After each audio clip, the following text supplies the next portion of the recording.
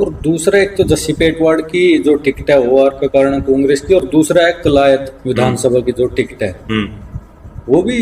देखो, कलायत की टिकट ये है कि आम आदमी पार्टी और कांग्रेस का हरियाणा में लोकसभा चुनाव में समझौता था 9-1। जहां हम बैठे इस लोकसभा से डॉक्टर सुशील कुमार गुप्ता ने चुनाव लड़ा, जो आम आदमी पार्टी का प्रदेश अध्यक्ष। और उसके बाद ये था कि भाई आम आदमी और कांग्रेस समझौता करें जी। और लगभग मेरे पास जो सूचना है ये भी निश्चित था कि 5 सीटें आम आदमी को दी जानी। लेकिन आम आदमी वाले उन 5 में जींद और कलायत जी 2 सीटों पर अड़े हुए।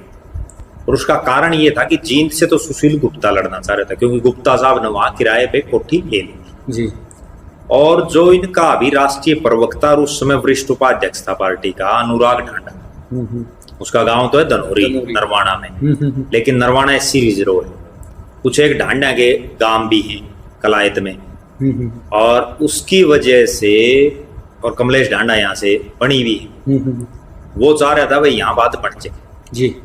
और कलायत की सीट ऐसी थी जिसमें कांग्रेस के प्रत्याशी को अच्छे खासे वोट भी आए थे लोकसभा के टाइम।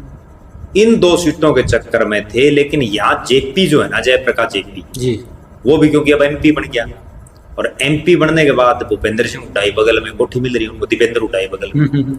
सांसद बनने के बाद हर नेता कोई भी वो ये चाहता है कि भाई मेरा बेटा भी राजनीति में सेट, उनको अपने बेटे की टिकट चाहिए थी, तो उसने अपनी जोड़ तोड़ बैठाता है आदमी।